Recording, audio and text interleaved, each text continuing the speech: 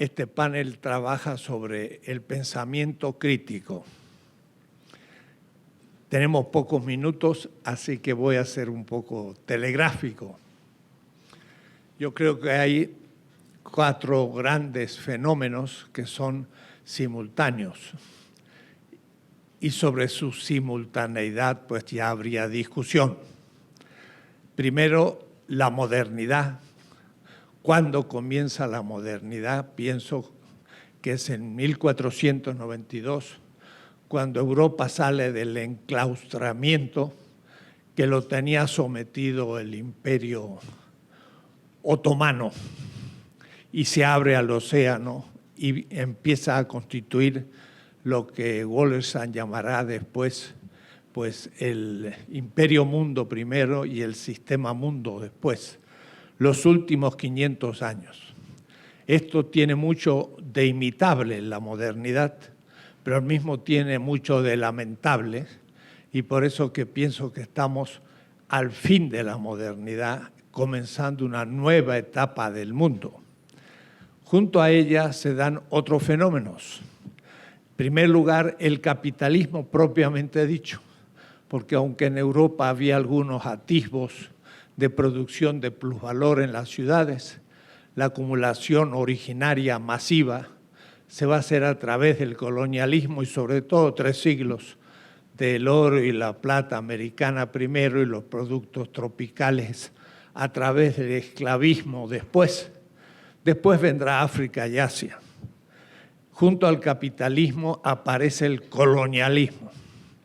Y el colonialismo pues lo hemos vivido en sangre propia. Hemos sido coloniales desde el fin del siglo XV. Después, desde el 1810 o 21, empezará la etapa neocolonial, de la cual no hemos salido tampoco todavía. Junto a esto, una gran ideología que encubre todos los aspectos de la vida, que es el eurocentrismo. Tenemos a Europa por centro, y centro de la historia, centro de la civilización, centro de todas las ciencias. Max Weber se va a preguntar por qué fue que esa cultura europea devino cultura universal. La pregunta mismo es eurocéntrica, porque pensar que esa cultura es universal es la esencia mismo del eurocentrismo. Algo después, pero realmente como para rematar el pensamiento que deberíamos hoy superar, es la ilustración. La ilustración también, como decía Kant, era la salida de un estado de inmadurez autoculpable. Vean la formulación. Inmadurez, Unmündigkeit, Selbstverschuldeten. Es decir, autoculpable, porque no quieren salir de su inmadurez al no adoptar esa modernidad europea. Todos estos fenómenos son simultáneos y nos impregnan a nosotros mismos a lo que yo llamaría un colonialismo no solo político, desde la conquista. La conquista fue el comienzo de un proceso de modernización, no justamente por la argumentación, sino por la violencia. También es, por supuesto, un colonialismo económico, que es el contenido, es la dominación de los pueblos de la periferia y la explotación a veces hasta gratuita de su trabajo, como era la encomienda, la mina, la hacienda. Y qué decir cuando va a ser la esclavitud de campesinos africanos que van a ser vendidos en nuestras regiones del Brasil, del Caribe y el sur de las colonias americanas y se transformarán en trabajo gratuito. Pero también es un colonialismo mental, es una manera de ver el mundo que adoptamos como la realidad misma. Por eso que voy a hablar de un proceso de superación de la descolonización. El pensamiento crítico hoy es descolonización y lo quiero tratar en 5 pequeños niveles. Primero, descolonizar la revolución. O es decir, teníamos, yo creo, y algunos tienen, y hay que debatir, el concepto de que la revolución es algo instantáneo. Hablamos de la revolución de octubre. Es un toma del poder y las cosas cambian. Y cambian instantáneamente, en cierta manera, y se instaura una nueva orden de cosas. Bueno, pareciera que en el siglo XXI vamos a tener que empezar a cambiar este sentido de la revolución. La revolución no es instantánea, es a largo plazo. Claro, alguno puede pensar que esto sería el pensamiento socialdemócrata, que veía que el proceso capitalista podía continuar indefinidamente y había que intervenir políticamente para interrumpirlo. Y el pensamiento más clásico pensó que había leyes necesarias económicas que hacían que la revolución se realizara de todas maneras, se interviniera o no interviniera como una ley universal, natural. Ernesto Laclau nos acostumbró a criticar esa ortodoxia de la revolución instantánea. La revolución dura tiempo y estamos en un gran proceso revolucionario, pero quizás se lleve todo el siglo XXI. Ese sería un primer tema a discutir. El concepto de lo largo del proceso de transformación revolucionario. No es instantáneo. Y cuando pensamos que es instantáneo, se nos quedan muchos aspectos que no los hemos cambiado. Hacemos una toma del poder, pero la cultura, costumbres, manera de ver las cosas permanecen, se burocratizan los procesos revolucionarios, involucionan y fracasan. De tal manera que ahí hay un primer tema a discutir. El segundo, la descolonización del sujeto de la revolución. Allá en la época, hace unos decenios, se habló de la muerte del sujeto primero en la epistemología y al mismo Althusser, y entonces el sujeto proletario, que había sido el sujeto revolucionario por excelencia, entra en crisis. Entra en crisis porque la revolución es mucho más compleja.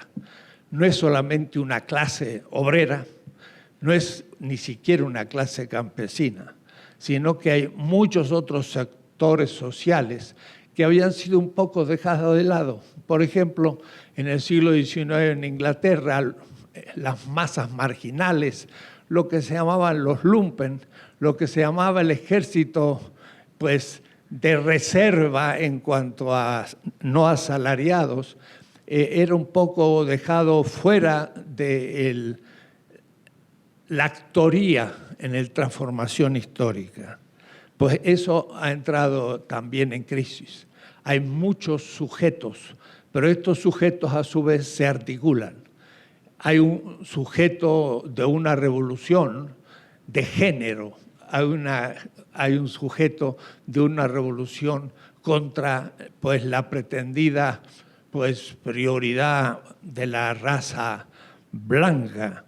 Hay justamente una crítica de ese eurocentrismo, de una cultura dominante europea y aún criolla nacional por parte de los pueblos originarios.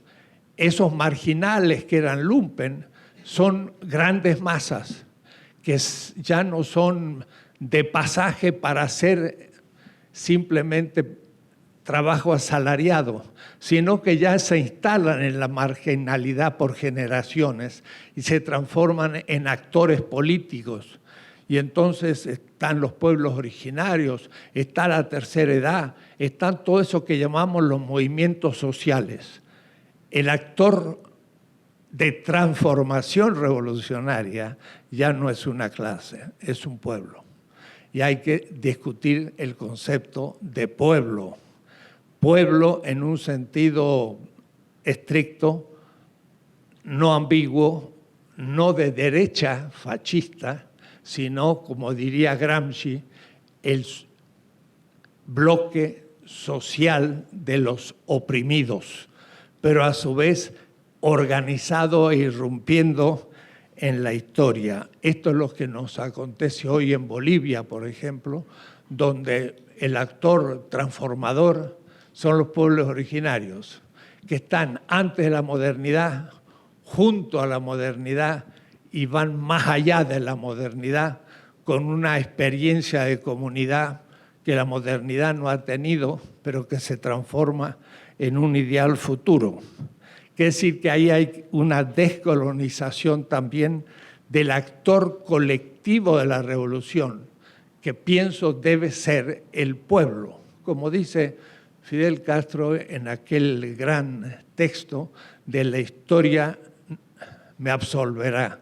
Él habla del pueblo cubano y cuando dice pueblo cubano habla de muchos sectores sociales, no solamente el obrero, no solamente el campesino, sino también el desocupado, también el pequeño burgués que se juega por la transformación, las amas de casa, hasta los pequeños propietarios, todo un bloque social que irrumpe en la historia, diría Walter Benjamin, mesiánicamente para transformar las cosas. Hay una descolonización del sujeto de la revolución que se ha complicado y que va a largo plazo caminando. Hay una descolonización, pienso, de la política en el sentido de democracia representativa. La representación está en crisis. Pero entonces pareciera que lo contrario sería la no representación. Y entonces está la oposición, pero que en el fondo supone la misma hipótesis de que el pueblo debe entregar el poder al representante, el cual debe tener una autonomía para poder ejercer el gobierno y ser una gobernabilidad posible, diría un Bobbio. Pero contra esto el anarquista dice no, el pueblo no debe dar ese mandato, sino que debe cumplirlo él mismo o por democracia directa o por instituciones que continuamente estén respondiendo a la base. Entonces, los dos entienden que el pueblo entrega el poder, lo aliena, o por el contrario, lo sigue ejerciendo de manera cotidiana. Entre esas dos posiciones se abre una otra manera de ver las cosas. El pueblo nunca deja de ser la sede del poder. Delega el poder en la representación, pero es un poder delegado, como diría el Frente Zapatista, los que mandan, mandan obedeciendo. El representante obedece, pero tiene una cierta autonomía en el ejercicio de un poder delegado. Pero el pueblo nunca deja de ser el sujeto activo del ejercicio del poder, aunque lo delegue en parte. ¿Cómo hacer eso? Institucionalizando el poder participativo, no solamente el representativo. Y esto lo vemos en la Revolución Bolivariana, donde además de un poder ejecutivo y legislativo y judicial, hay un poder ciudadano, cuarto poder, el cual poder es organización del aspecto justamente participativo del pueblo, pero que esta participación no se hace solo por actos en el barrio o en la aldea de democracia directa, sino ya en los otros niveles, municipio, estado provincial o estado federal, puede organizar la participación, porque es el pueblo mismo, por sus organizaciones, quien planifica sus necesidades y las entrega a la representación para la ejecución, pero no se la deja en sus manos solo, sino que tiene continuamente una capacidad de evaluación sobre lo que los otros poderes están haciendo. Y por último, la institución propiamente representativa, pero en el nivel participativo, que sería la posibilidad de la destitución de aquel que ejerce el poder representativo. Y esto le da entonces al pueblo el que quedara activo continuamente, evaluando al representante, y por último puede también a la mitad del mandato pues pedir su recensión. Y entonces ahí donde realmente tiene capacidad de participación y logramos entonces que no sea una representación autónoma que se burocratiza y se aleja del pueblo, pero tampoco la otra situación que sería la continua ejercicio de una democracia directa, que también imposible, sino la organización de algo que no ha existido en la Revolución Francesa ni en el mundo liberal, que es la organización institucional de la participación. Esto daría entonces una nueva manera de pensar la representación y la participación en un otro tipo de Estado, en manos realmente del pueblo. A eso le llamaría descolonización de la representación. Hay otra descolonización que sería propiamente epistemológica, y esto ya más pensamiento crítico.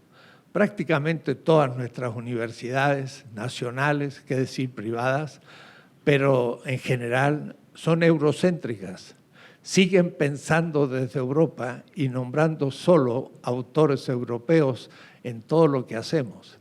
Y creemos que esto pues, es una concesión necesaria a la ciencia, pero no es así, es un uso de una cierta visión de las cosas que tapa nuestra realidad. Aquí no habría tiempo para exponer hasta qué punto la manera de ver las cosas que tenemos pues es realmente eurocéntrica, pero no solo eurocéntrica, sino a veces superficial, en el sentido, por ejemplo, mire un ejemplo, se habla de bioética, que sería algo así como las normas éticas de la medicina. Y entonces se piensa que la ética médica debe tocar temas tales como la eutanasia, pero se lo piensa de una manera individual al médico y al enfermo y se proponen ciertos casos casuísticos. Me ha tocado presentar a la Facultad de Medicina un curso de bioética, que sería el sistema de la salud. El sistema de la salud ya no es el médico y el enfermo. El sistema de la salud supone, primero, una concepción de la enfermedad, pero a su vez supone las grandes transnacionales químicas que son los que producen lo que llamamos los remedios. Y estos remedios para las enfermedades son grandes transnacionales que negocian sobre la enfermedad.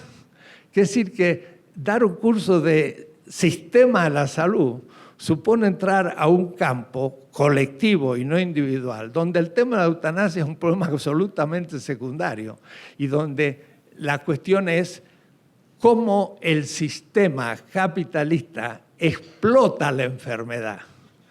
Y entonces es una visión completamente distinta del asunto del sistema de la salud. Esto sería ya no una inspiración liberal individualista, sino sería una visión colectiva, social, donde iríamos primero que todo a la preservación de la salud por los medios primero de usos y costumbres, recuperando la medicina tradicional y ocupándonos sobre todo de prever las enfermedades y no solamente de curarlas. Eso es un problema epistemológico en medicina, pero exactamente ocurre en el derecho. En el derecho, pues también aplicamos el derecho moderno, napoleónico, de nuestra Constitución y nuestras facultades de derecho, pero cuando vamos a los Altos de Guerrero y el pueblo ejerce el derecho en usos y costumbres, lo hace de una manera completamente distinta y de una manera mucho más, yo diría, desarrollada que el derecho moderno.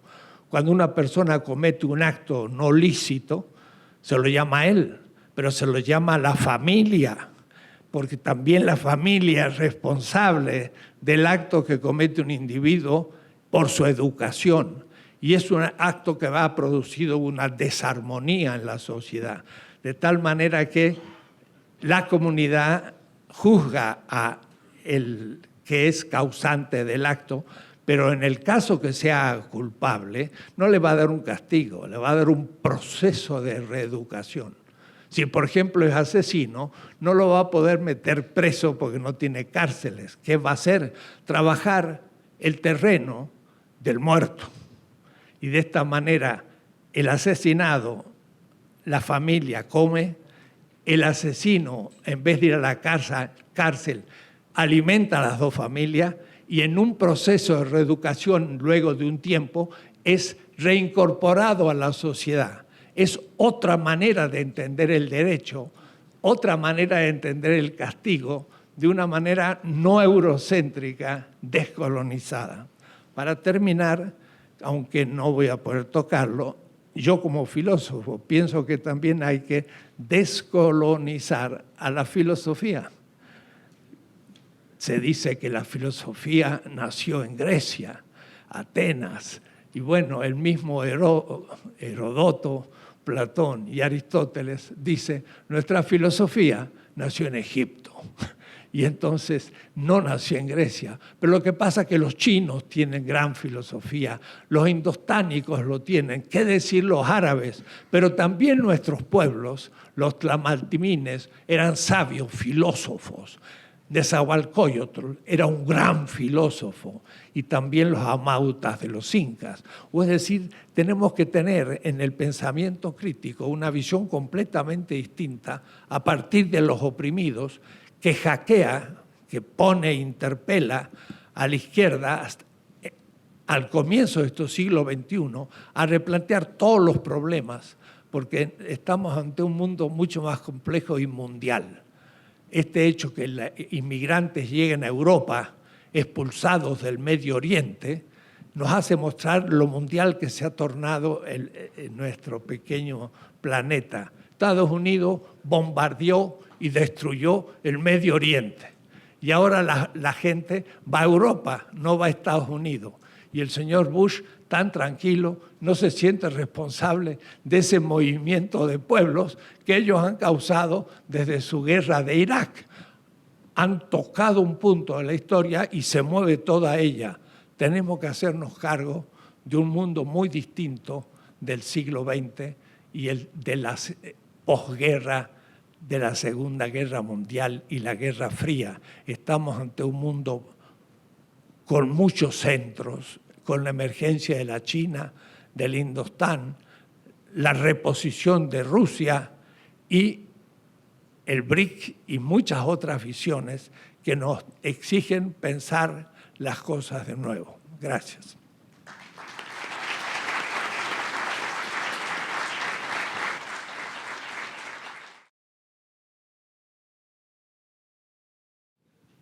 Bueno, en la presentación ya me pusieron filósofo marxista.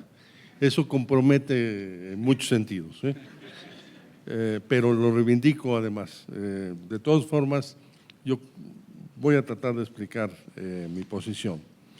Ojalá y a partir de la exposición de Enrique hubiéramos podido más bien dialogar sobre los puntos que plantea y no cada quien traer una mini conferencia. Sin embargo, voy a tratar de vincularlo con lo que Enrique acaba de decir, en donde yo tengo muchas identidades en todo lo que ha dicho, pero también ciertas precisiones más allá de esto. Bien, yo el tema que me propuse tratar es el tema de la izquierda y la crisis de las ideologías. Voy a ser bastante, digamos, sintético, porque luego Manuel Aguilar Mora, que ya asumió el papel de dictador del tiempo, y luego yo voy a asumir con su ponencia de dictador también, nos va a pasar aquí estos papeles. Con lo que me parece muy bien porque se requiere más síntesis. Pero en fin, en la síntesis se pueden ir muchas cosas. Yo considero que estamos en México y en gran parte del mundo, de una crisis muy fuerte, una crisis ideológica, una crisis de los grandes paradigmas sociales.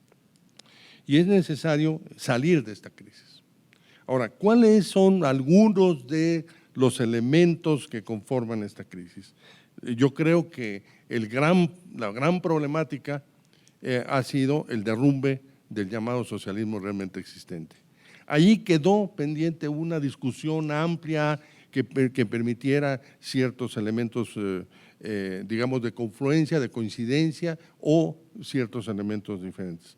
Ahora, por ejemplo, en el coloquio que hicimos en el centenario de Adolfo Sánchez Vázquez, quien trató mucho el tema, Sánchez Vázquez decía en forma contundente, las sociedades del socialismo real no son socialistas de acuerdo con la teoría de Marx. Bueno, y en la mesa redonda que se hizo, los diferentes personas que participaron, gente que ha trabajado mucho el tema, por ejemplo Enrique Semo, planteó diferentes posiciones, entonces no hay acuerdo. Es necesario que haya un acuerdo sobre cuáles son las causas del derrumbe y cuáles son las consecuencias de él. Bueno, en forma muy rápida, diré también que ha habido otro tema que conforma una transformación, que esa transformación sería el caso de la religión. Durante mucho tiempo se consideró que la religión era una forma de enajenación. La frase de Marx, que tomaba de Moses Hess, en el sentido de que la religión es el opio de los pueblos, significaba que en lugar de plantear una salida social, la religión planteaba pues una adhesión al Estado, la religión que conocía en aquel momento.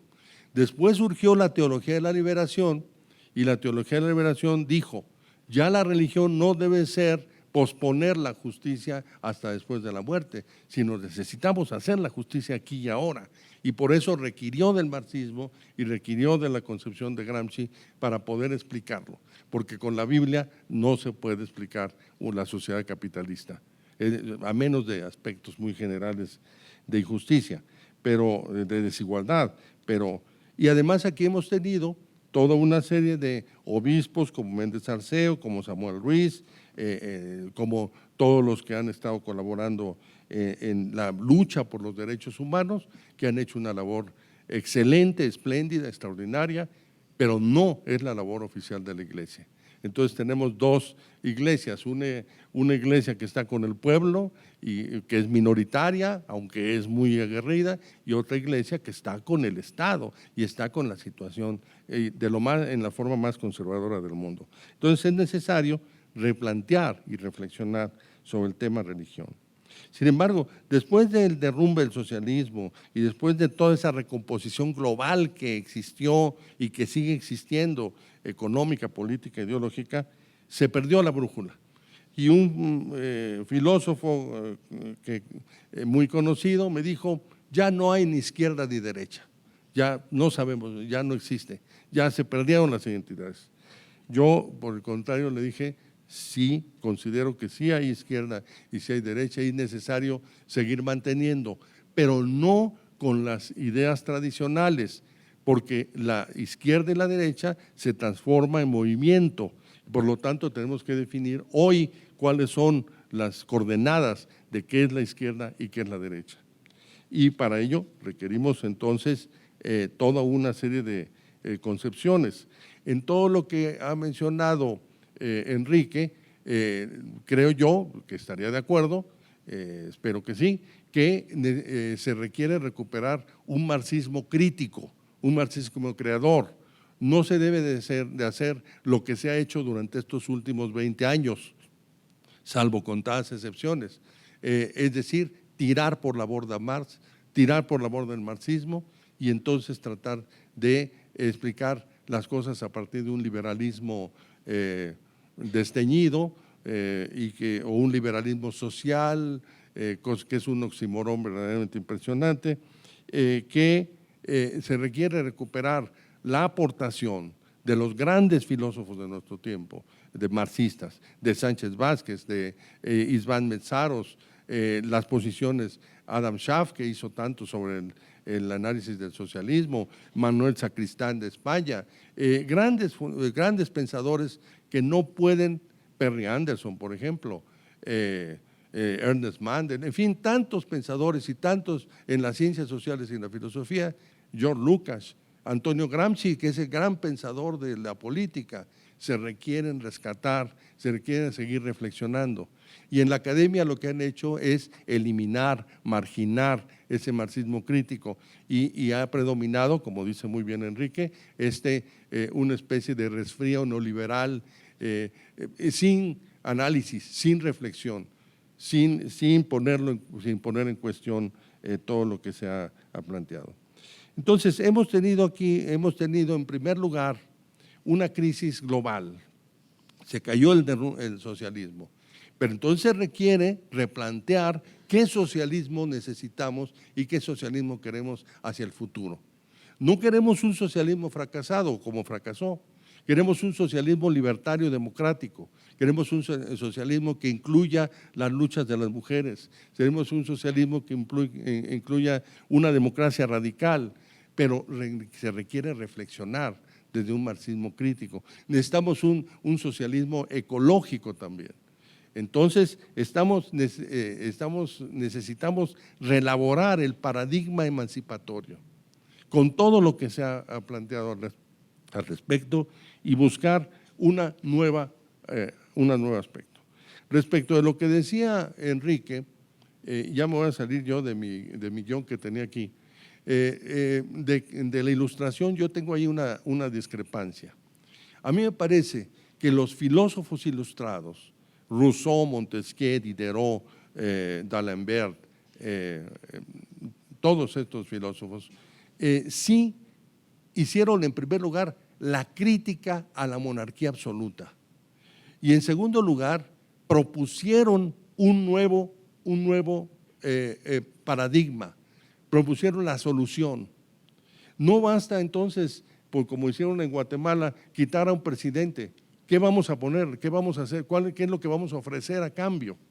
Y entonces se requiere repensar el futuro, repensar las instituciones del futuro. Ante el hecho de que estas instituciones ya se corrompieron y que en un momento dado tienen que sustituirse, tenemos que prefigurar claramente ante la sociedad qué es lo que queremos como alternativa, qué buscamos como una propuesta alternativa. Y eso es lo que hicieron los filósofos ilustrados. Ante el poder absoluto de la monarquía, Montesquieu dijo es necesario dividirlo en ejecutivo, legislativo y judicial. Ante la idea de Voltaire, ante el hecho de que los sacerdotes colaboraban con la monarquía, Voltaire dijo es necesario distinguir entre política y religión. Frente a lo que frente a la superstición como formas de educación, la enciclopedia dijo es necesario la ciencia. Pero ¿qué pasó aquí?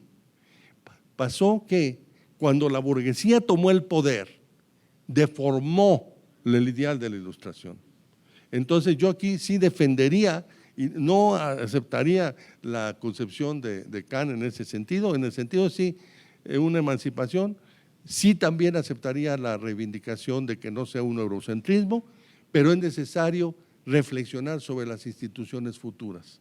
Y eso sería una reflexión a partir de una posición socialista, porque necesitamos presentar una alternativa creíble. Aquí también tenemos justamente una crisis de la concepción del socialismo y de la democracia.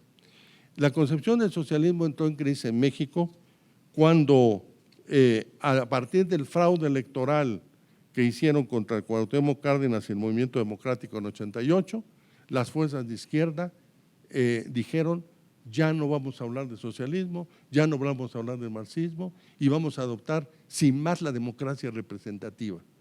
La izquierda no ha hecho un análisis a fondo de esa democracia representativa, de ese simulacro de democracia o esa democracia que en lugar de ser auténtica se ha transformado en una democracia de espectáculo o en una democracia de simulacro. Necesitamos una auténtica democracia, pero necesitamos desmontar esa democracia que nos sirven. Y la izquierda, desgraciadamente, lo hemos visto allí, cuando promueve sus candidaturas en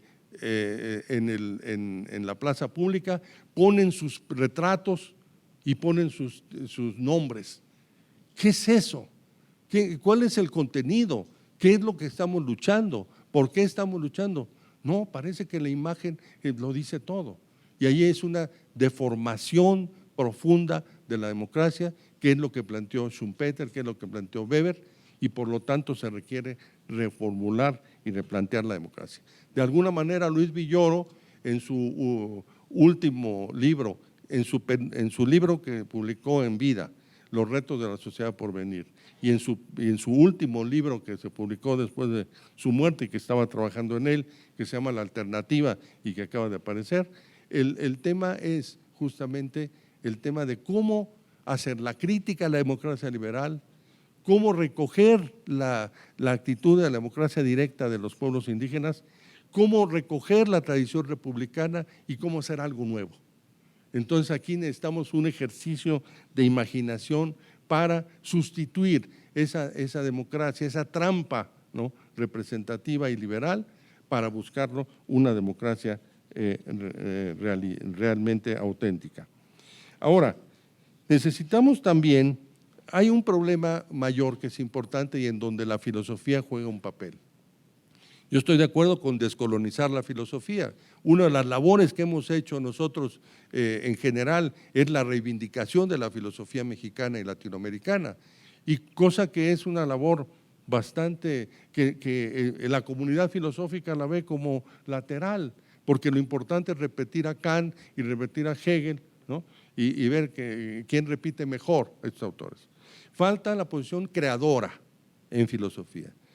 Justamente los grandes maestros como Sánchez Vázquez, como Villoro, Enrique mismo, han recreado, han repensado la reflexión en filosofía, y hay muchos otros más, pero no son la mayoría. La mayoría de los estudiantes se mueve por modas. Por ejemplo, hoy en la Facultad de Filosofía de la UNAM lo que se lee es a Martin Heidegger, El ser y el tiempo. El nazismo, un señor nazi, ¿no?, que yo estoy de acuerdo que en las noches lo lean El ser y tiempo, ¿no?, porque hay gente y no más bien nada, una filosofía nocturna. Frente a una situación de crisis tan tremenda en la que estamos, la filosofía no puede estar fuera. Y por eso nuestra lucha porque la filosofía se incorporara en la educación es fundamental. Una lucha en la cual pudimos vencer la decisión de Felipe Calderón y Josefina Vázquez Mota de quitar las materias de filosofía de la educación, quitar la lógica, la ética, la estética y la filosofía, y nosotros reivindicarlos. Eso sí se hizo, y se hizo con el apoyo de la comunidad científica y con mucha gente que era entusiasta de la filosofía.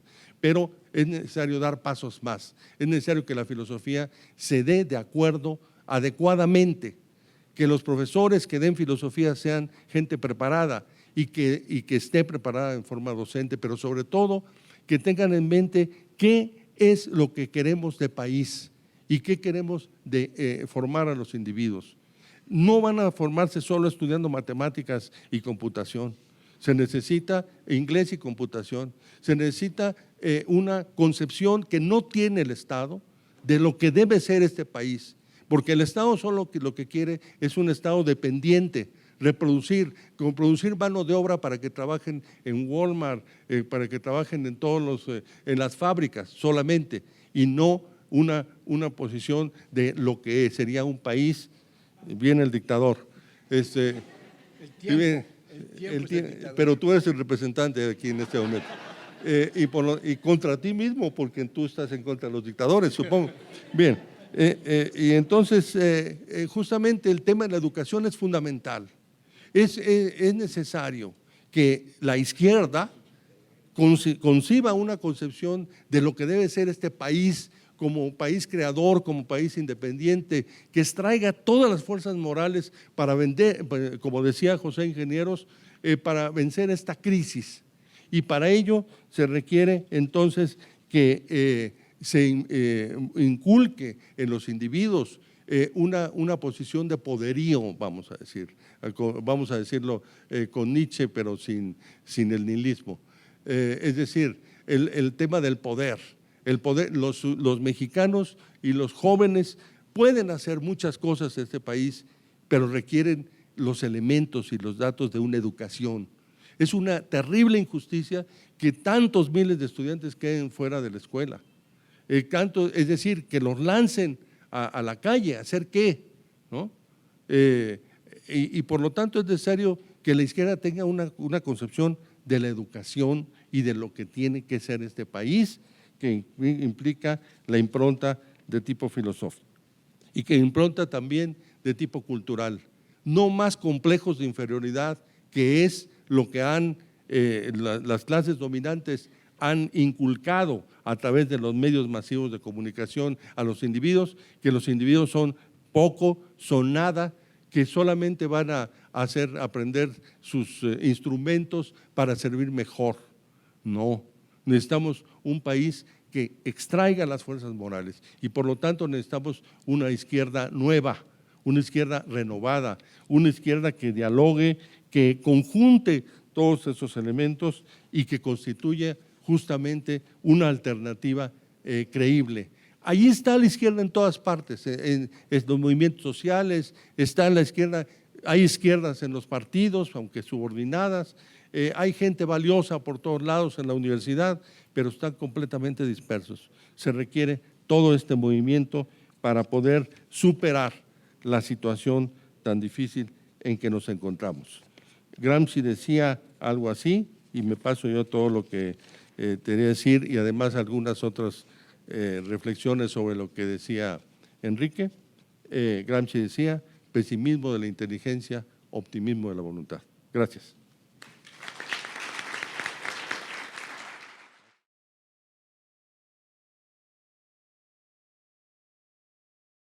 En estos tiempos en que el colapso de las izquierdas tradicionales a nivel mundial es evidente y en el que las amenazas contra el bienestar y la seguridad de los pueblos nos han arrojado a la barbarie, el dilema ya no es el clásico de socialismo o barbarie de Rosa Luxemburgo y demás marxistas de esa época, sino del de socialismo o muerte, pues la devastación destructiva de la marcha actual de la barbarie nos ha llevado al precipicio de catástrofes humanas y del medio ambiente colosales. La necesidad de la forja de otro mundo posible es ya una idea firmemente aceptada en los medios izquierdistas, pero las ideas que se derivan de ello no lo son tanto.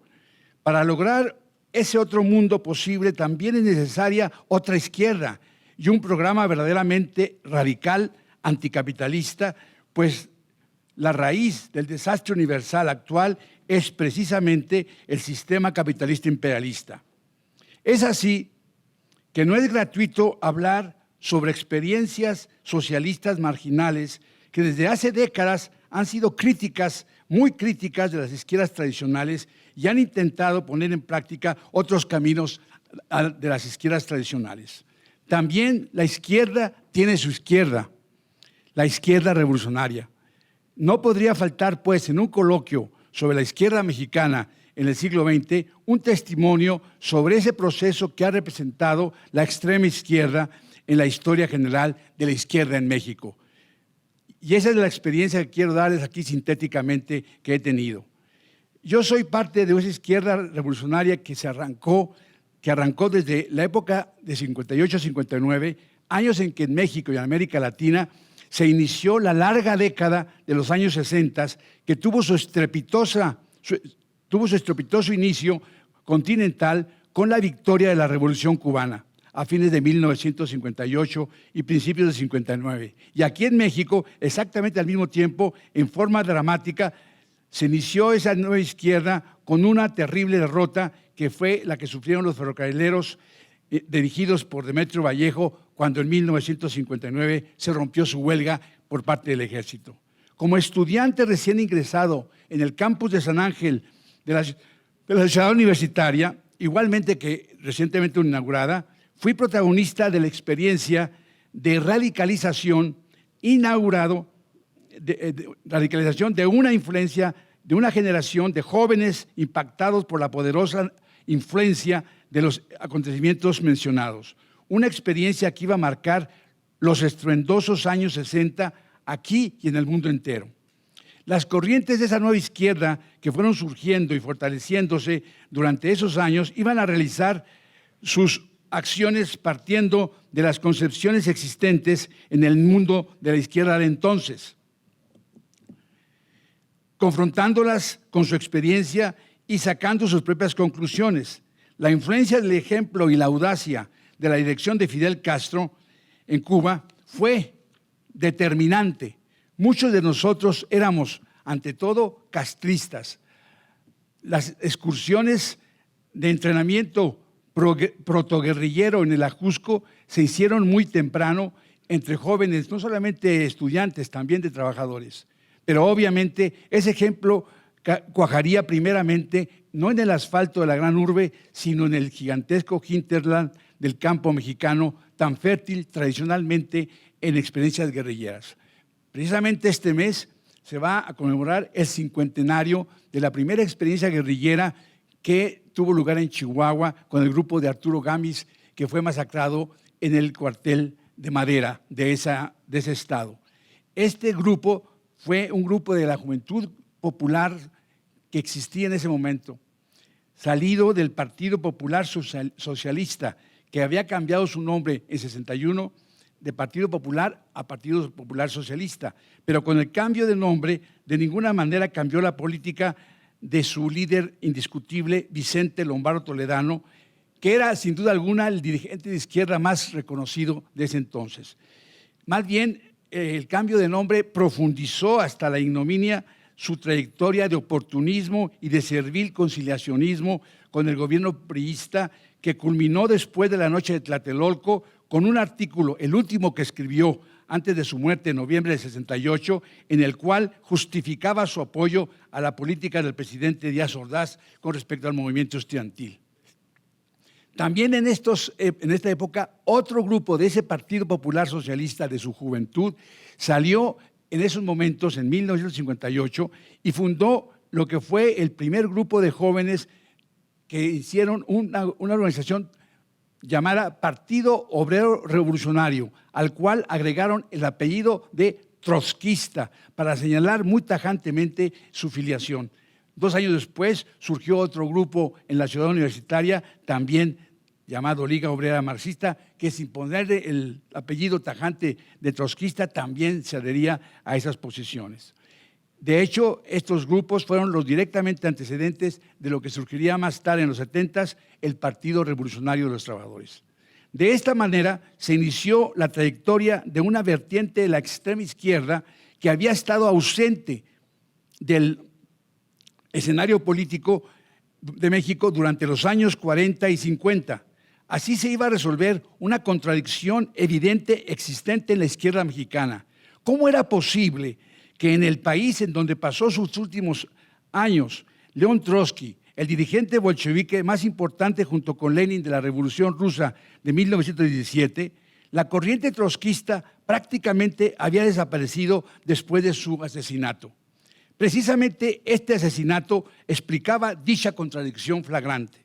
México era al mismo tiempo el país gobernado por el presidente Lázaro Cárdenas, que había sido el único que abrió amistosamente las puertas de su país para dar refugio a Trotsky, el exiliado más famoso del planeta, perseguido con saña por el poderoso dictador soviético José Stalin.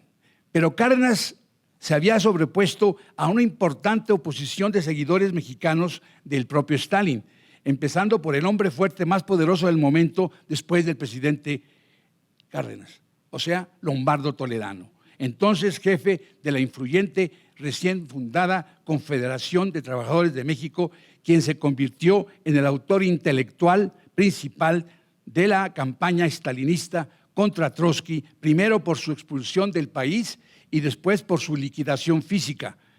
El poderoso brazo de la represión estalinista se impuso y alcanzó a llegar a Coyoacán y culminó con el pioletazo más famoso de la historia criminal del siglo XX en agosto de 1940. Para Stalin, evidentemente, que hubiera logrado su objetivo, no hubiera podido lograrlo sin que tuviera un campo social, cierta cobertura en el propio México. Y en efecto, el estalinismo era muy poderoso en lo que era la izquierda mexicana en ese momento.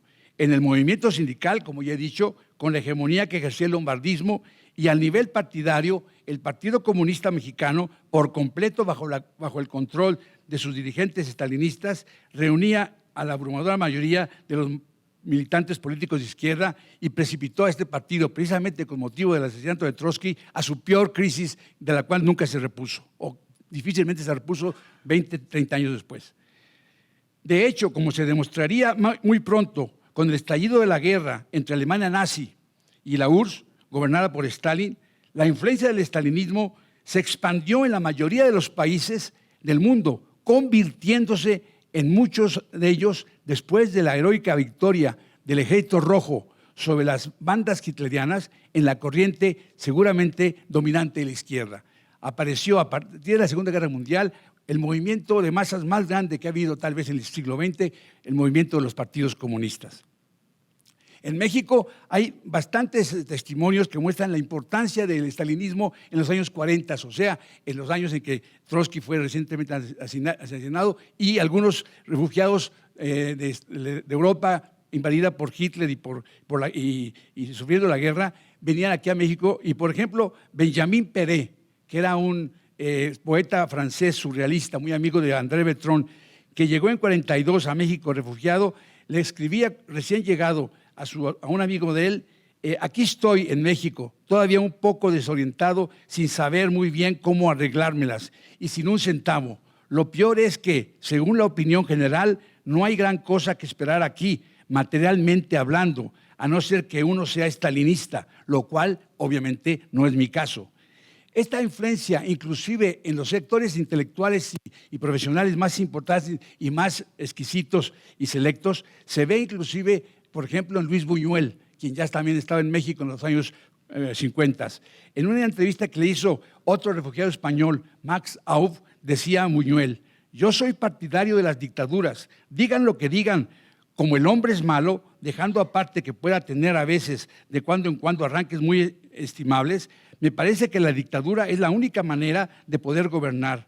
Por eso fui estalinista y sigo siéndolo, para gran escándalo de todos mis amigos comunistas. Yo creo que Stalin no tenía más remedio que haber gobernado como lo hizo, cayera quien cayera, porque tenía que defenderse de 100,000 trampas y emboscadas y traiciones.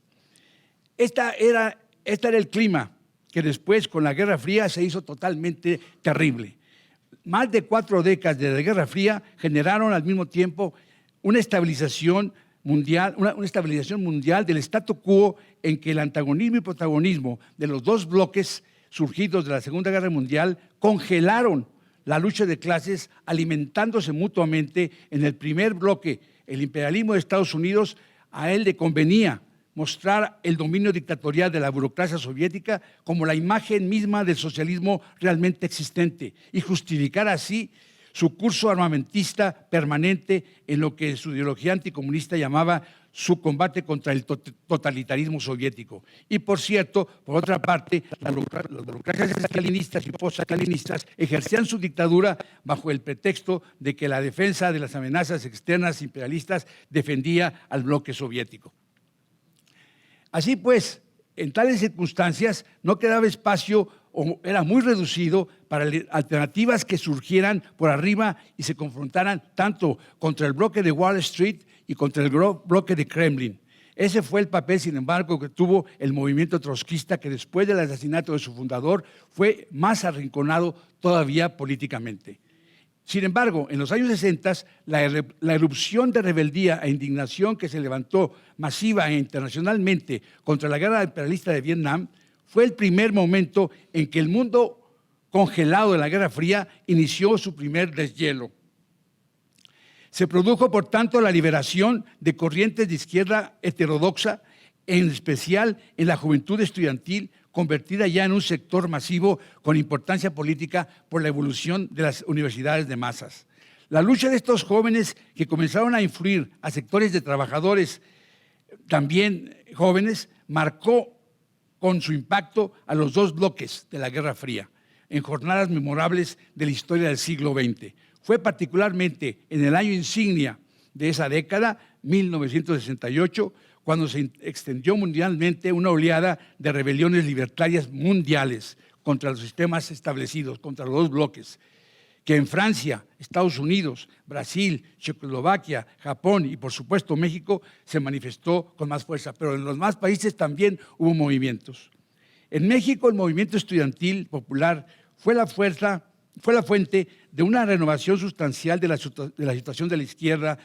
Una consecuencia de ello fue un crecimiento de grupos heterodoxos de izquierda, por supuesto, entre ellos los trotskistas, que surgieron 10 años antes y se comenzaron a fortalecer, y con bajas y con altas, con divergencias y con convergencias de estos grupos surgió en 1976 el Partido Revolucionario PRT, el primer partido trotskista habido en México, en cuya fundación y dirección participé durante 20 años. Evidentemente, no todos los protagonistas afectados pasaron la prueba del 68. El PPS, como dijimos, llevó su seguidismo y conciliacionismo hasta el fin, apoyando abiertamente el curso represivo del gobierno de Díaz Ordaz. El PCM, el otro gran partido de izquierda de ese momento, inició un giro como una oposición que exigía la democratización del régimen. Pronto las reformas electorales que se iniciaron en 1977 fueron suficientes para que cierta izquierda se insertara en el aparato electoral puesto en pie por el régimen priista. La crisis electoral de 1988 tuvo consecuencias importantes en el campo de la izquierda, como ya señaló el compañero Gabriel Vargas. El núcleo dirigente escindido del PRI, encabezado por Cuauhtémoc Cárdenas, atrajo a la mayoría de una izquierda que finalmente no había logrado superar la concepción de la revolución democrática por etapas, el famoso concepto del etapismo de la revolución. El PCM, transformado primero en el PSUM y después en el PMS, los grupos maoístas, la mayoría de ellos existentes en ese momento, sectores provenientes de experiencias guerrilleras, nacionalistas como Alberto Castillo e incluso grupos de origen trotskista, se reunieron alrededor de la fracción escindida del PRI, encabezada por Cuauhtémoc Cárdenas y Muñoz Ledo, y así surgió el PRD, que dominó durante casi 3 décadas el terreno de una izquierda sistémica, es decir, la pata izquierda del propio sistema. Así se convirtió el PRD en los años 90 y en el principio del 2001, desde el principio del siglo XXI. Entonces, este dominio que tuvo durante 3 décadas de una izquierda sistémica hasta su colapso político fatal, ocurrido precisamente durante los acontecimientos de la noche de Iguala, con el secuestro y desaparición de los 43 normalistas de Ayotzinapa en septiembre del año pasado, aniversario que se va a cumplir precisamente el próximo 26 de este mes. Fue en el espacio abierto, a partir de estos años 60, que se insertó la acción y el programa socialista revolucionario del PRT, reivindicando un programa de independencia absoluta de los trabajadores y sus aliados oprimidos de todo tipo en la población del país. Independencia del Estado, de la burguesía y de sus partidos. Llamaba a la lucha por una revolución socialista en México como la alternativa necesaria y única capaz de lograr la independencia y la soberanía nacionales en un proceso de revolución permanente. Solo la lucha de los trabajadores oprimidos y sus aliados populares para el PRT era posible que se lograra la emancipación social y la liberación nacional, que llevarían a buen término las tareas no cumplidas de la Revolución de 1910, que terminó siendo dirigida por los sectores de la burguesía antiporfirista como Madero, Carranza, Obregón y Calles. Las polémicas arreciaban. En el propio PCM surgieron corrientes que cuestionaron el curso y se manifestaron dentro de los cauces de una política se manifestaron en contra de los cauces de una política conciliadora que no superaba el etapismo y la concepción de los frentes populares, de las alianzas de clase entre los trabajadores y los sectores nacionalistas burgueses. El más destacado crítico surgido de las propias filas del PCM fue José Revueltas, que se transformó en un incisivo e intransigente crítico del estalinismo mexicano y mundial. Con él trabamos una amistad política enriquecedora e inolvidable que se tradujo en una estrecha colaboración durante los días vertiginosos de 1968. Su encarcelamiento no rompió nuestra relación política y aunque ésta se enfrió durante su salida en libertad, estamos seguros que, a no ser por su muerte en abril de 1976, hubiera cantado con nosotros la Internacional en la sesión inaugural del PRT en septiembre del mismo año, pues mantuvo hasta el final relaciones amistosas con nosotros. El PRT durante sus 2 primeras décadas emprendió con su base predominantemente de jóvenes un esfuerzo enorme por implantar en México una política revolucionaria independiente, libertaria e internacionalista que se expresó en diferentes sectores de intervención. Sin abandonar el sector estudiantil, de donde venía la gran parte de sus fundadores y dirigentes, logró insertarse en su acción la propaganda, y la propaganda en sectores de trabajadores, tanto en los tradicionales electricistas, telefonistas y ferrocarrileros, como en los sectores surgidos en los cinturones industriales que rodeaban al Distrito Federal y a otras ciudades, acompañando también desde su fundación al Comité Eureka de Rosario Ibarra de Piedra y Las Doñas en su lucha por la presentación de los desaparecidos, declarándose un partido feminista intransigente e impulsando la lucha de las mujeres en todos los espacios en que se participaba, iniciando con los primeros núcleos políticos de compañeros gays la lucha por las libertades sexuales y manteniendo siempre inclaudicable su posición internacionalista que se manifestó de diversas formas, destacando sus actividades en la defensa de Cuba socialista, de las revoluciones de Nicaragua y El Salvador, de la lucha de los obreros polacos por sacudirse la tutela infame de la burocracia soviética, de la solidaridad con organizaciones revolucionarias que surgían en América del Sur, desde el Cono Sur hasta Colombia y América Central, y su compromiso esencial con el internacionalismo, participando en la construcción de una internacional revolucionaria, lo cual determinó su adhesión a una de las corrientes de la Cuarta Internacional, la representada por el Secretariado Unificado integrado en 1963. La dictadura del tiempo que nos acecha nos impide seguir algunas cuestiones que eran muy importantes, pero quiero terminar con unos pequeños datos que me parecen muy importantes.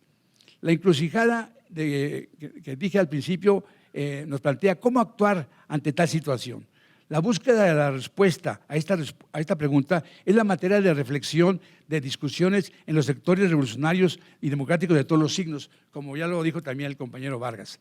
La lección de los trágicos acontecimientos que en el siglo XX condujeron hasta la situación actual es materia de análisis profundos por parte de los más lúcidos que con su experiencia contribuyeron a que nos guiemos en las complicadas sendas de la realidad actual. Ante todo, nos convocan a ejercer más que nunca el pensamiento crítico, el cual con su rigor y exigencias nos despeja el camino ante el sombrío panorama que enfrentamos. Por ejemplo, Guillermo Almeida, que fue compañero de la universidad de ustedes, ¿no?, que es un escritor político muy incisivo, en su interesante testimonio autobiográfico, dice lo siguiente, y quiero citar textualmente los párrafos que a continuación voy a leer, porque son muy esclarecedores, de un viejo que tiene 70 años luchando por el socialismo, y dice lo siguiente: tengo conciencia también que los socialistas, 2 siglos después de la muerte de Marx, somos hoy una ínfima minoría y no tenemos una organización internacional digna de ese nombre, y que el concepto mismo del socialismo ha sido terriblemente desprestigiado por los regímenes y partidos estalinistas o estalinizados. Por eso no creo ya en los sismos, aunque durante mucho tiempo de ignorancia y superficialidad me declaré marxista y trotskista, y por esa razón aplico el pensamiento crítico a quienes considero mis maestros. Soy, como ya he dicho, un seguidor laico de Copérnico, de Darwin, de Lenin y de Trotsky, y de todo aquel que aporte algo a la liberación de los seres humanos y de las tinieblas y de las cabezas. Estas son muy bellas palabras, muy bellas líneas de un compañero, como dije, que tiene 70 años, pero hay que aprender de él. Y yo le digo al compañero Almeida, obviamente se lo he dicho por email, ¿no? Pero se lo he dicho, que considero que estas palabras se equivocan en algunas cuestiones. Por ejemplo, cuando desprestigia los esfuerzos de quienes consideramos que es necesario comenzar desde ya, los primeros pasos de la construcción de organizaciones revolucionarias cuya existencia es tan urgente para culminar con éxito las luchas espontáneas que surgen de manera constante en el trajín cotidiano de los trabajadores y demás sectores oprimidos. Aquí la experiencia de muchos compañeros a nivel internacional y aquí en México mismo, de los compañeros tanto del PRT como de otras organizaciones, por ejemplo, de la LUS, de la Liga de Unidad Socialista, en la cual hoy participo por otras razones que no puedo decir ya en este momento porque ya tengo que terminar, son sin embargo fundamentales. Esas lecciones nos imponen el derecho, la obligación, el deber de hacer lo posible por organizar, aunque sea en menor escala, no al nivel que se necesita, pero comenzar a organizar una organización verdaderamente revolucionaria que, aprendiendo de todo lo que hemos dicho, de los terribles problemas que el siglo XX nos planteó, lo supere y emprenda realmente el rumbo hacia una verdadera sociedad libertaria, democrática, igualitaria, que solamente debe tener un nombre, una sociedad socialista. Muchas gracias.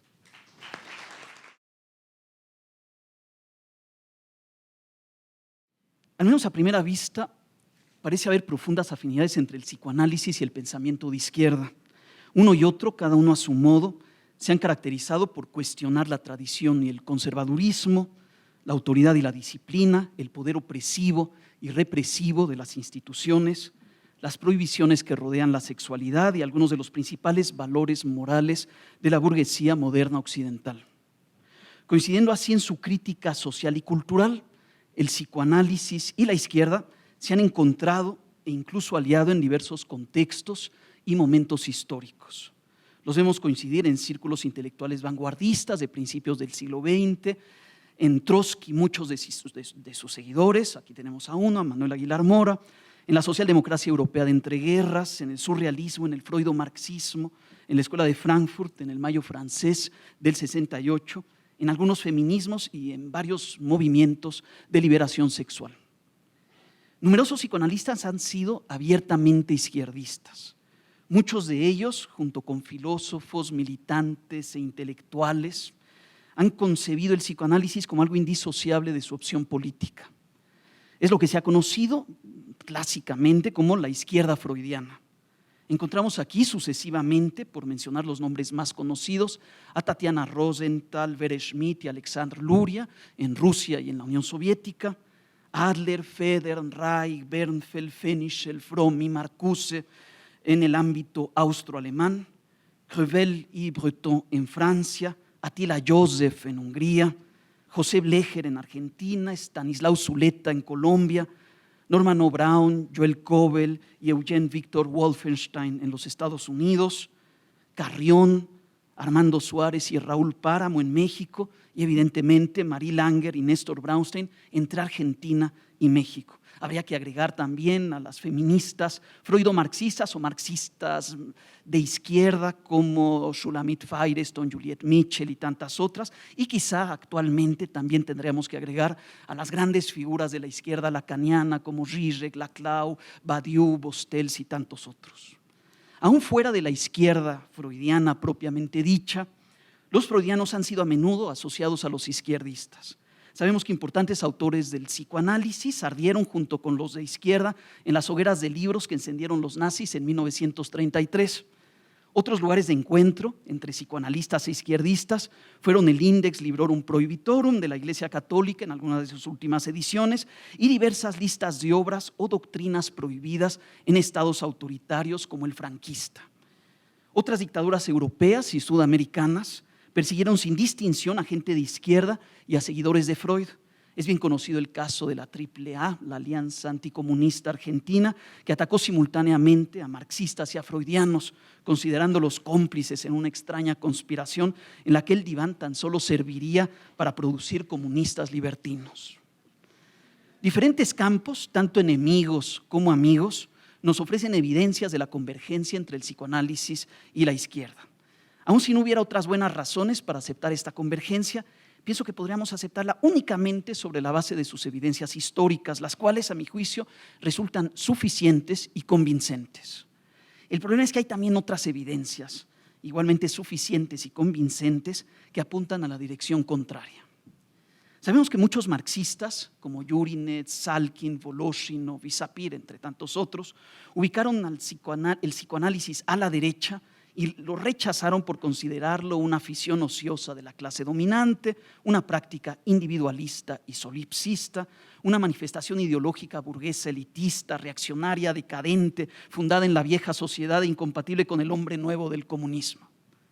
Stalin promovió esta condena del psicoanálisis y no tardó en borrarlo de la Unión Soviética, además que lo asociaba a la figura de Trotsky y eso hizo que tuviera aún más saña al perseguirlo. En 1933, unos días antes de que obras de psicoanalistas ardieran en las hogueras nazis, de hecho exactamente 12 días, Freud le enviaba un cortés saludo a Benito Mussolini, llamándolo héroe de la cultura. Seguidamente, la Sociedad Psicoanalítica Alemana buscó la manera de reconciliarse con el Tercer Reich y así justificó las peores sospechas sobre el carácter derechista del psicoanálisis. Apareció en aquel entonces una especie monstruosa de freudo-hitlerianos alemanes como Felix Julius Boehm y Karl Müller-Braunschweig, que persiguieron a sus colegas comunistas, desarrollaron un proyecto de arianización del psicoanálisis, de hecho se les conoce como los psicoanalistas arios, y que terminaron consiguiendo que el órgano oficial del partido nazi publicara artículos favorables a la doctrina freudiana. En los 40, una vez que estalló la Segunda Guerra Mundial, algunos psicoanalistas desempeñaron funciones concretas en la máquina de muerte de los nazis.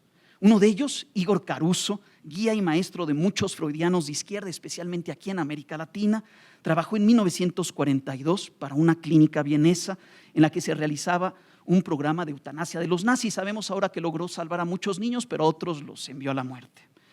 Años después, en Latinoamérica, otros psicoanalistas prestaron sus servicios a las dictaduras de extrema derecha y les ayudaron a cumplir con una parte particularmente sucia del trabajo.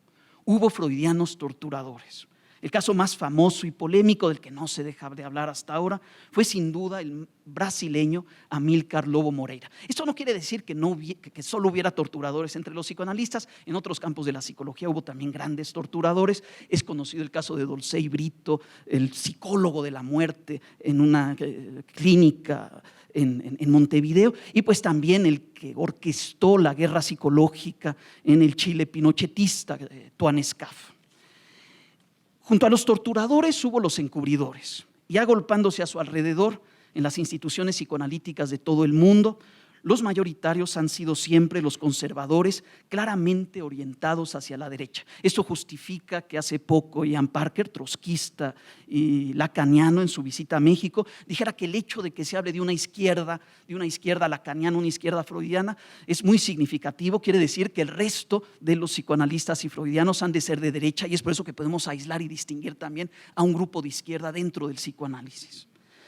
El conservadurismo de los psicoanalistas se ha puesto de manifiesto en diversas actitudes, como su ritualismo, su apasionado apego a la tradición, su incesante ensalzamiento, y me atrevo a decir divinización, de Freud y los demás patriarcas infalibles, su comentario acrítico reiterativo de los textos fundadores, su rechazo de cualquier cuestionamiento, posicionamiento de índole política, su timorato respeto de las jerarquías, su organización institucional eclesial y su iniciación de tipo sacerdotal, su respeto por los privilegios, su reproducción de liderazgos arbitrarios y autocráticos, sus luchas confinadas a tristes conflictos sectarios o rivalidades personales, su gestión estratégica de los pacientes, su propensión acaparadora y monopolista y su obstinada concepción de la práctica profesional como un servicio privado altamente lucrativo y evidentemente enfocado a clientes solventes que puedan pagarlo. Vemos pues que el psicoanálisis también puede mostrar afinidades, proximidades y complicidades con la derecha y no solo con la izquierda. Es evidente que hay de todo en el rebaño de Freud. Los progresistas y los conservadores, los comunistas y los torturadores de los comunistas, los exiliados y los cooptados por las dictaduras neofascistas, los quemados y los ensalzados por los nazis, los críticos izquierdistas y los criticados como derechistas, los favorecidos y los desfavorecidos por el gobierno soviético. Los psicoanalistas, en suma, se han situado tanto a la derecha como a la izquierda. Quizás en definitiva no haya una orientación política esencialmente vinculada con la práctica psicoanalítica. El mismo Freud parece haber sugerido esto en distintas ocasiones cuando se le preguntó, bueno, Max Eastman le preguntó qué era él políticamente, dijo, políticamente no soy nada. También asimiló explícitamente sus ideas a la ciencia, deslindándose de cualquier cosmovisión como la marxista.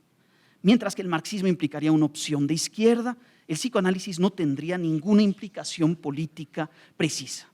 La versión más extrema de esta concepción apolítica del psicoanálisis quizá la represente un psicoanalista bastante más influyente en México que en Francia por unas lógicas de relación institucional colonialista que siempre nos han caracterizado, que es Jean Allouche. Jean Allouche hace unos 15 años, poco más de 15 años, escribió un libro sobre la etificación del psicoanálisis, Calamidad, donde considera que si trata el caso de Amílcar Lobo, del psicoanalista brasileño torturador, y nos dice que si por acaso fue un torturador, no lo fue como psicoanalista, sino como sujeto, porque la función de psicoanalista pues no es evidentemente la de un torturador, y entonces todo lo que él hubiera podido hacer al margen de su trabajo como psicoanalista es algo de lo que no tendríamos que preocuparnos cuando juzgamos a los psicoanalistas en general por el papel que juegan en una sociedad.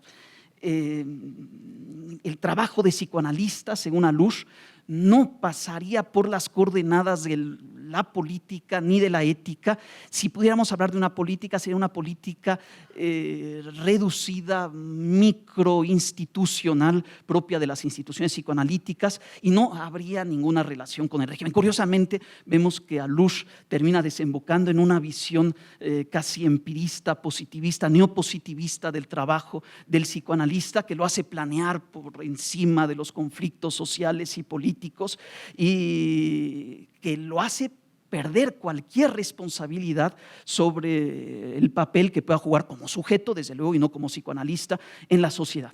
Una versión más edulcorada de esta concepción apolítica del psicoanálisis, esta concepción ha sido muy criticada en Latinoamérica, donde somos particularmente sensibles al aspecto político del psicoanálisis, pero una versión más edulcorada pues es la que van a tener ustedes en la concepción del psicoanálisis como un medio, como un instrumento que puede ser usado para diferentes fines, ya sea a favor de posiciones de izquierda o de posiciones de derecha, en una lógica democrática o autoritaria, y sería como, el psicoanálisis sería como los trenes, el lenguaje y las bayonetas para Stalin, el famoso ejemplo que da, que podrían ser utilizadas lo mismo por el ejército blanco que por el ejército rojo, lo mismo por los zaristas que por los bolcheviques, serían medios totalmente neutros en sí mismos. Hemos visto que no llegamos demasiado lejos cuando nos limitamos a indagar si los psicoanalistas y sus ideas tienden predominantemente hacia un lado u otro del espectro político. Nuestra indagación ha desembocado en la visión decepcionante de un campo psicoanalítico escindido entre la izquierda y la derecha. Sin embargo, en lugar de una escisión del psicoanálisis entre las dos tendencias políticas, quizá podamos examinar inversamente la manera en que una sola tendencia, como la de izquierda que aquí nos ocupa, se divide entre una opción compatible y una opción incompatible con la doctrina freudiana. Pareciera que la izquierda se vuelve incompatible con el psicoanálisis cuando opta específicamente por la masa, por la multitud, por el pueblo, no en el sentido que le daba Dussel hace un momento, por el hombre promedio, por la gente normal y contra las élites, por los más y contra los menos, por las mayorías y contra las minorías, por la sociedad y contra los individuos que se distinguen de la sociedad, por la indistinción y contra la distinción, por el interés general y contra los deseos o caprichos individuales. Esta opción de la izquierda contradice efectivamente el énfasis freudiano en cada caso, en lo que nos hace únicos, en la singularidad y singularización de los sujetos. Si la izquierda populista y masificadora a la que me acabo de referir fuera toda la izquierda, sencillamente no habría lugar para el psicoanálisis en la izquierda, como no lo hubo en el estalinismo. Pero afortunadamente hay otra opción de izquierda, una opción más compatible con la perspectiva psicoanalítica, la opción de aquellas y aquellos a quienes me atrevo a designar con bastante inexactitud como víctimas de nuestra sociedad.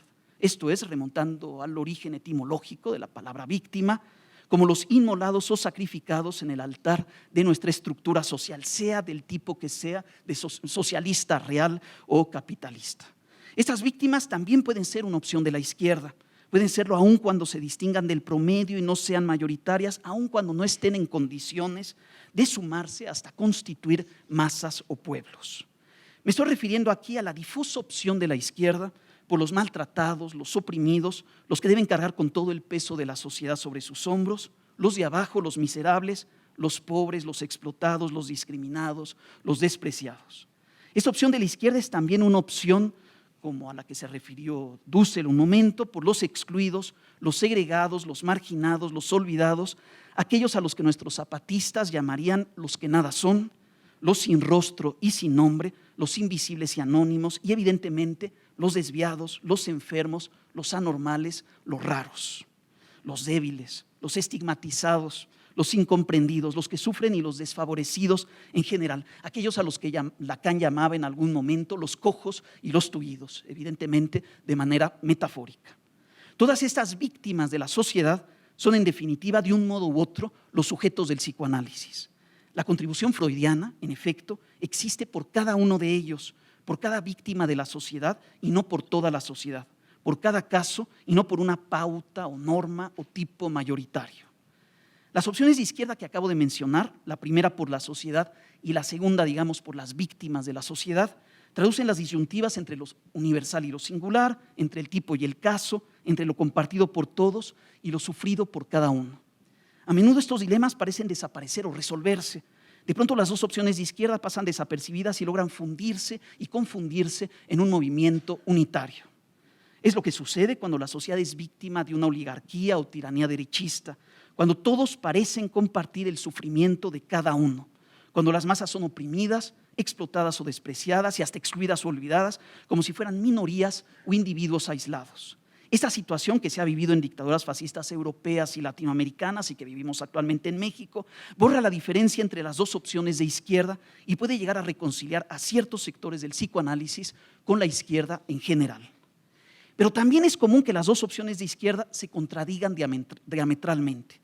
Es lo que ocurre cuando las masas toman el poder y oprimen, explotan o desprecian, excluyen o olvidan a minorías y a individuos, a los menos y a cada uno, especialmente cuando se trata de gente anormal, rara, desviada.